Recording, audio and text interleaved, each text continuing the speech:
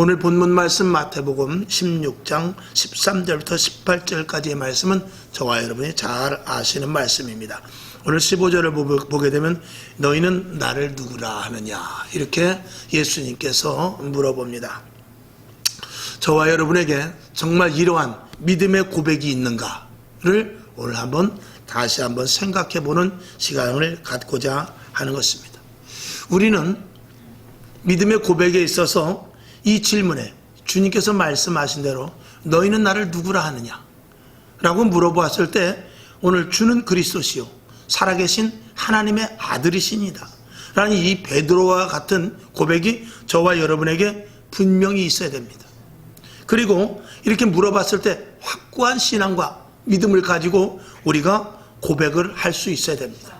저와 여러분은 예수님께서 이렇게 물어보시다면 무엇이라고 과연 대답할 수 있겠습니까? 오늘 성경 본문을 보니까 13절에 보니까 예수님께서 뭐라고 그랬냐면 제자들에게 물어보는데 사람들이 나를 누구라고 아느냐 이렇게 물어봅니다. 그랬을 때 14절에 보니까 더러는 세례 요한, 더러는 엘리야, 어떤 사람들은 에레미야 선지자 중 하나라고, 사람들이 선지자 중에 하나라고 이렇게 말합니다 라고 이렇게 하는 것입니다. 그때 베드로가 대답하죠. 주는 그리스도시요 살아계신 하나님의 아들이시냐다. 너는 나를 누구라고 부르냐, 너희들은 나를 어떻게 생각하느냐 라고 물어봤을 때 이 베드로의 확고한 이 신앙의 고백이 있었던 것입니다.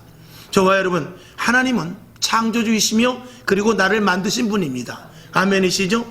예수님은 하나님의 아들이십니다.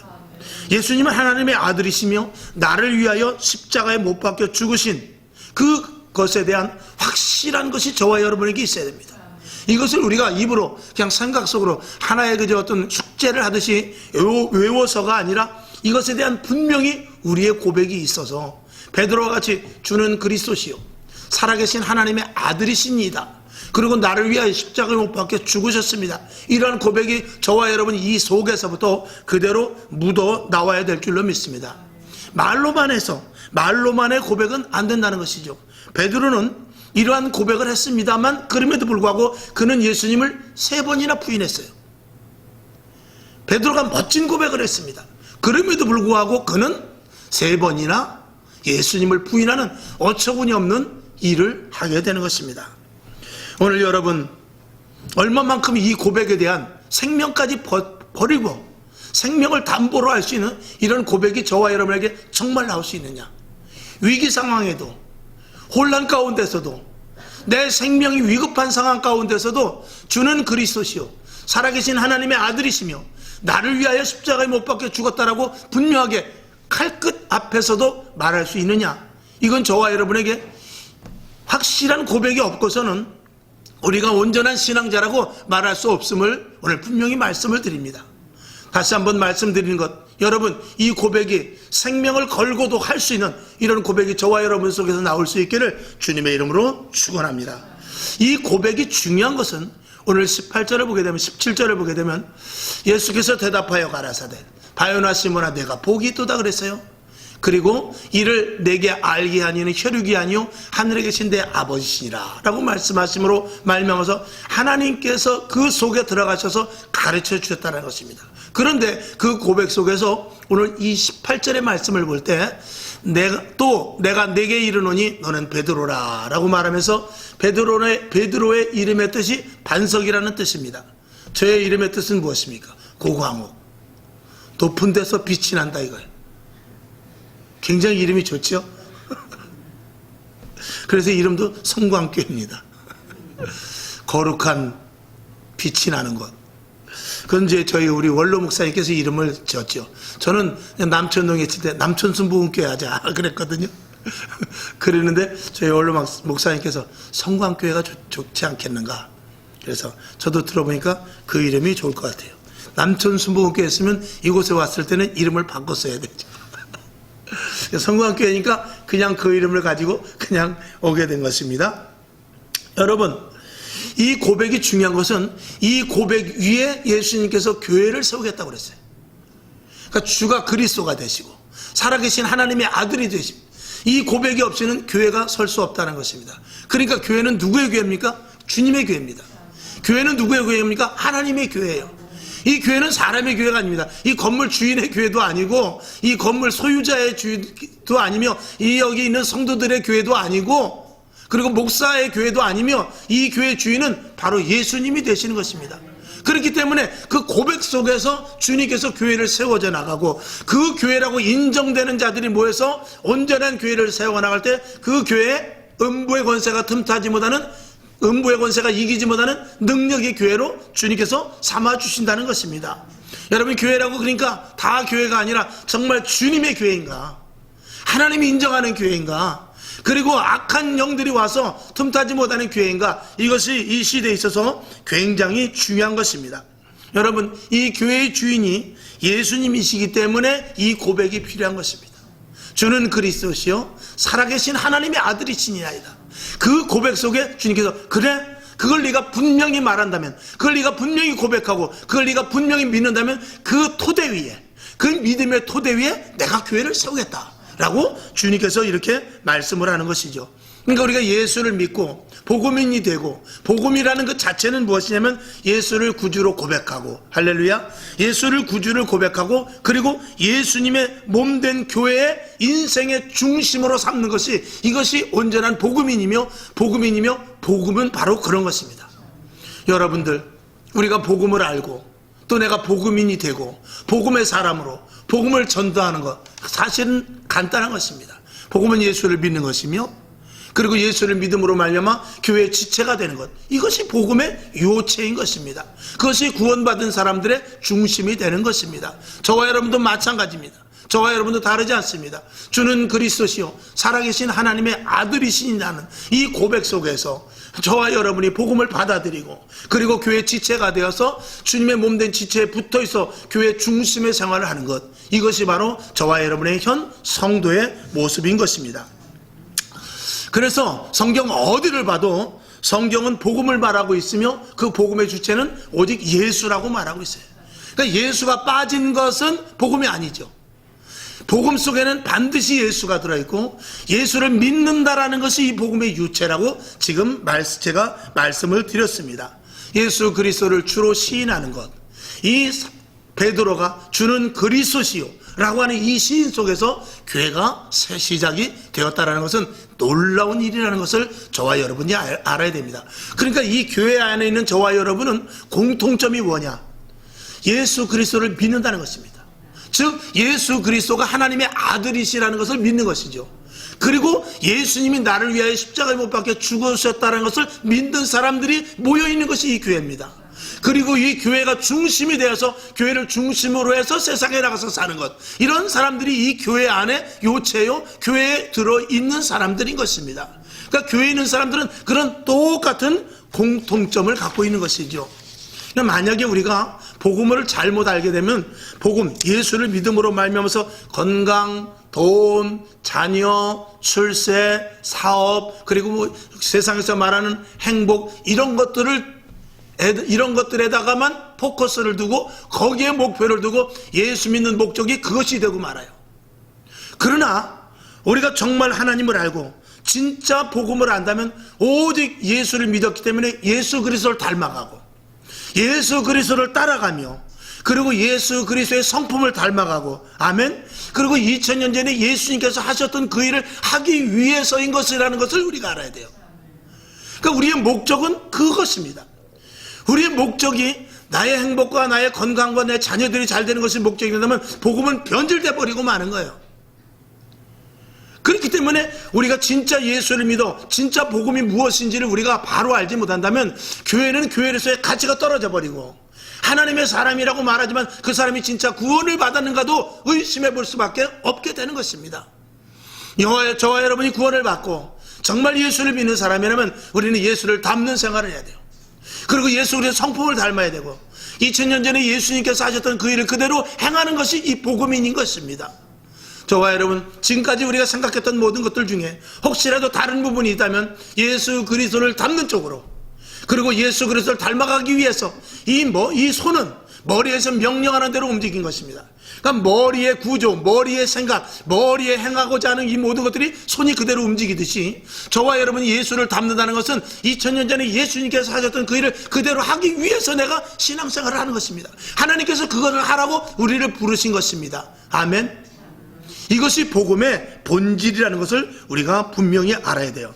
그래서 하나님께서 우리를 복음인으로 부르셔서 복음을 전하는 자로 우리를 세우셨고, 그리고 복음을 전하는 데 있어서 하나님께서는 우리를 그냥 세상 말로 부려먹는 것이 아니라 영적인 권세를 통하여, 아멘, 영적인 권세를 우리에게 주셔서 세상에 있는 악한 영들과 싸워 이길 수 있게 하시고, 그리고 하나님의 자녀라는 권세를 부여해 주셔서 하늘나라를 상속으로 받는 놀라운 은혜, 즉 하늘나라의 시민권을 갖는 자가 되는 놀라운 이 신분의 완전한 상승이 있다는 것을 저와 여러분이 먼저 알아야 되는 것이죠. 이 권세, 이 주어진 우리에게 복, 이것이 복음인으로서의 온전한 가치를 갖게 되는 것입니다. 여러분, 그래서 자부심을 가져야 되고 당당해야 되고, 내가 생명의 복음을 전하는 데서 하나님의 자녀요, 하늘나라의 하나님의 자녀인 권세를 가져서 영적인 능력이 우리에게 있어서 악한 사탄 마귀와 싸워 이길 수 있으며, 세상 사람들은 세상에 어떤 것에 묶여 있습니다. 세상 사람들은 마귀를 이길 수 없습니다. 그러나 그 사탄의 세력을 이길 수 있는 존재가 있으니 바로 예수 그리스도요, 예수 그리스도를 믿는 하나님의 자녀라는 것, 이것이 우리에게 가장 큰 자존심이요, 자부심이요, 가치라는 것을 저와 여러분이 분명히 알고 복음인이라는 사실을 깨달아야 될 것입니다. 그래서 복음은 그 권세와 능력을 통해서 또 다른 생명을 살리는 것입니다. 이것이 복음인으로서의 가치고 복음인으로서 해야 될 일이죠. 나 하나의 구원에서 끝나는 것이 아니라 다음 세대까지, 죽어져가는 이웃은 물론이거니와 그 다음 세대까지 구원을 잊게 하는 것, 이것이 복음인이 해야 될 일인 것입니다. 그러니까 2000년 전에 예수를 믿었던 그 믿음의 선배들이 오늘까지 이르러서 내가 예수를 믿게끔 계속해서 다음 세대 계속해서 그 다음 세대를 이어 복음을 전수받았고 복음을 잊게 했고, 그리고 오늘 우리에게까지 이게 오게 된 것입니다. 그러니까 수평적으로 복음을 전하는 것과 더불어서 수직적으로 아래로 다음 세대, 그 다음 세대, 하나님, 아브라함의 하나님, 이삭의 하나님, 야곱의 하나님, 그 대를 잇듯이 믿음의 대를 저와 여러분의 대에서 끝나는 것이 아니라 그 믿음의 대를 또 잇는 데까지 나가는 것이, 이것이 온전한 복음인으로서의 자세라는 것을 저와 여러분이 분명히 알아야 되죠. 그것을 아는 자가 그 예수 그리스도의 피값으로 말미암아 하나님이 어떤 분이라는 것을 알고, 그리고 나의 존재가 어떻게 해서 새 사람이 되었다는 것을 확실히 아는 자가 복음인인데, 그런 복음인은 생명을 걸 수 있습니다. 그리고 생명을 살리는 일에 얼마든지 동참할 수 있다는 것이죠. 베드로는 예수님을 주는 그리스도시요 살아계신 하나님의 아들이시니다 라는 그런 멋진 고백을 했음에도 불구하고 그는 복음에 대해서 완전히 알지 못했습니다. 그 뒤에 어떤 일이 일어납니까? 자, 마가복음 16장 21절부터 24절까지 4절을 한번 보겠습니다. 자, 다 같이 시작. 이때로부터 예수 그리스도께서 자기가 예루살렘에 올라가 장로들과 대제사장들과 서기관들에게 많은 고난을 받고 죽임을 당하고 제3일에 살아나야 할 것을 제자들에게 비로소 가르치시니, 22절, 베드로가 예수를 붙들고 간하여 가로되 주여 그리 마옵소서, 이 일이 결코 주에게 미치지 아니하리이다. 23절, 예수께서 돌이키시며 베드로에게 이르시되 사단아 내 뒤로 물러가라, 너는 나를 넘어지게 하는 자로다. 내가 하나님의 일을 생각지 아니하고 도리어 사람의 일을 생각하는도다 하시고, 24절, 이에 예수께서 제자들에게 이르시되 아무든지 나를 따라오려거든 자기를 부인하고 자기 십자가를 지고 나를 쫓을 것이니라. 아멘. 자, 우리가 21절을 보면은 이때로부터 그랬습니다. 이때로부터는 언제냐? 베드로가 주는 그리스도시요 살아계신 하나님의 아들이시니다를 고백하고, 그러고 나서 너는 베드로라, 이 반석 위에 내 교회를 세우리니 음부의 권세가 이기지 못하리라 한 이후에 예수님께서 뭐라고 말씀하시냐면 저 21절에 말씀을 한 것입니다. 그리스도께서 자기가 예루살렘에 올라가 장로들과 대제사장들과 서기관들에게 많은 고난을 받고 죽임을 당한다는 것을 이야기해요.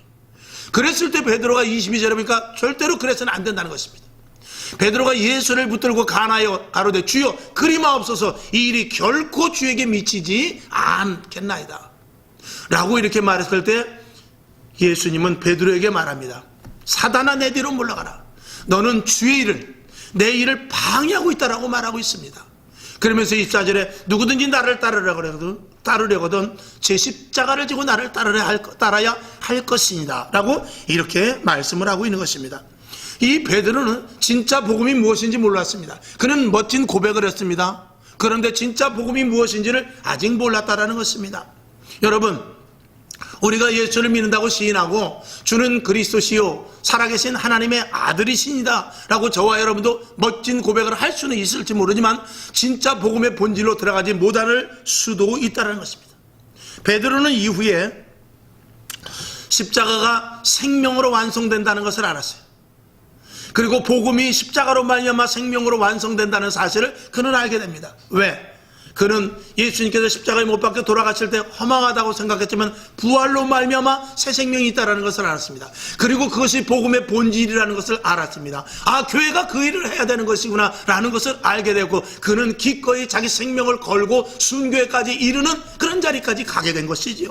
그래서 모든 제자들 역시 믿음의 선배들이 죽음의 길을 기꺼이 가서 내 생명을 죽어서 내 생명이 희생됨으로 말미암아서 다른 영혼들이 살아난다면 내가 그 일을 하리라.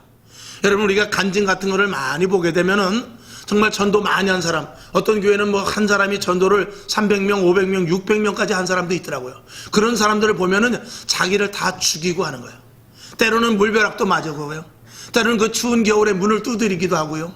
그리고 전도자 한 장을 주면서 가진 욕을 먹기도 하고 그렇게 희생을 해서 자기 자신을 죽였기 때문에 그런 거예요.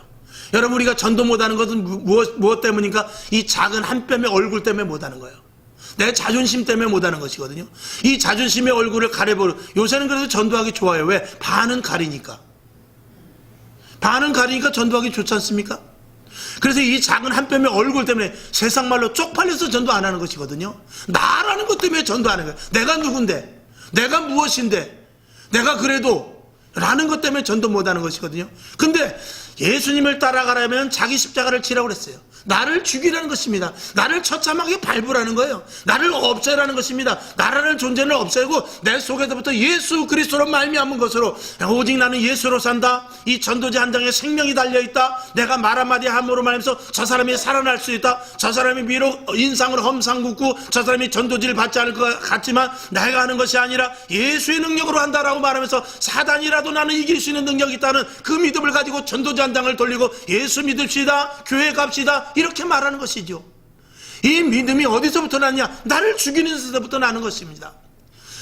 이 베드로는 자기가 베드로를 비롯해서 요한도 그렇고 야고보도 그렇고 예수님께서 큰 능력을 가지셨기 때문에 예수님께서 이제 거대한 로마라는 나라를 물리치고 이스라엘의 나라가 회복되어서 이 이스라엘이 독립이 된다면 자기는 밑에서 한 장관이라도 해먹을 줄 알았던 것입니다. 그래서 예수님이 다윗과 같이 왕이 되고 나는 그 밑에 신복이 되어서 좌의정 우의정 그리고 어떤 장관 또 도지사라도 내가 하리라 이런 마음을 먹었던 것들이 제자들이었던 것입니다.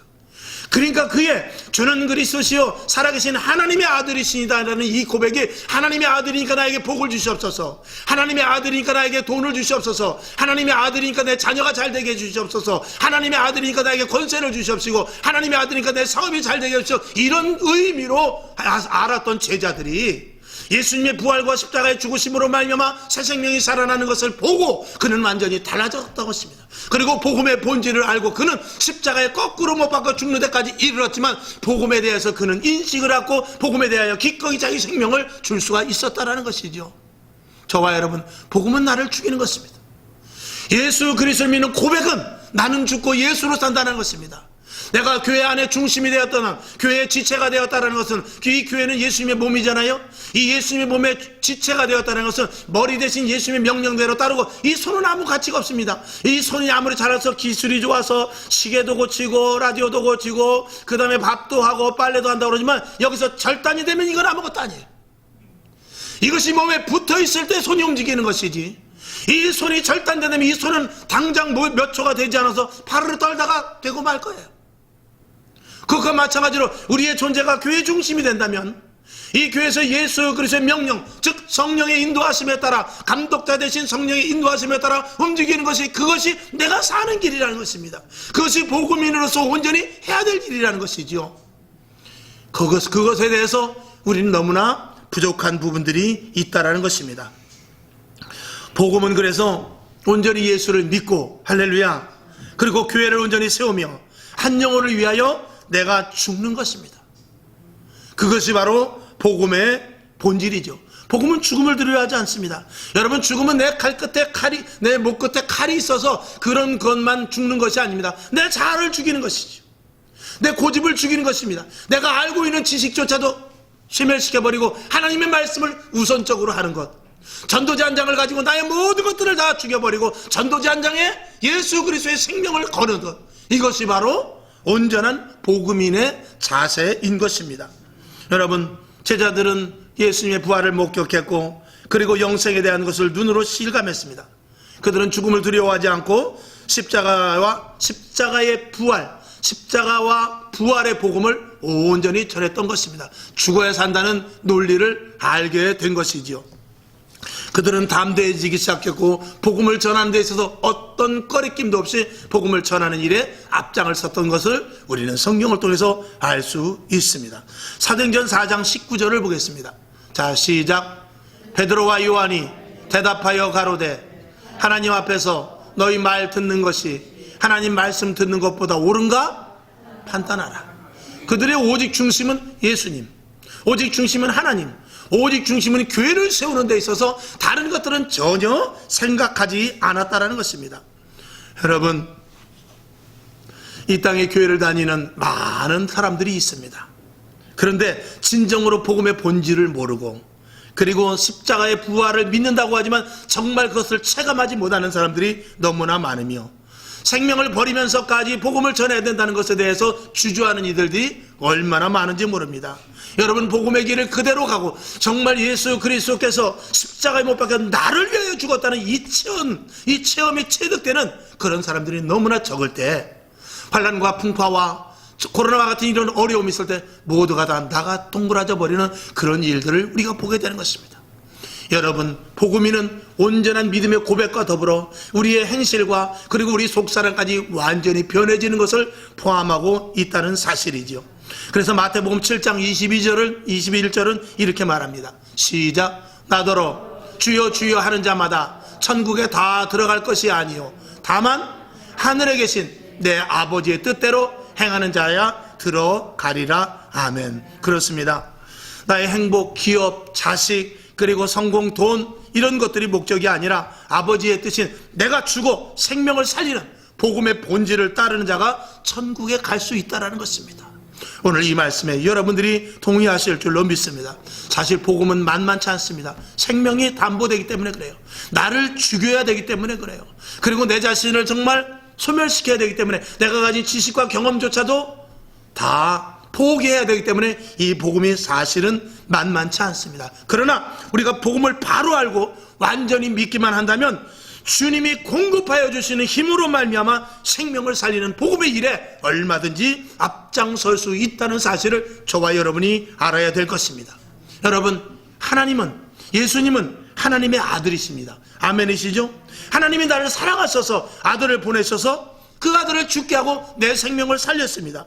그리고 천국을 주셔서 하늘나라의 시민권을 갖게 하셨습니다. 이것이 우리에게 있어서 얼마만큼 내 안에 확신되어 각인되어 있느냐, 이거를 주님이 오늘 우리에게 물어보실 것입니다.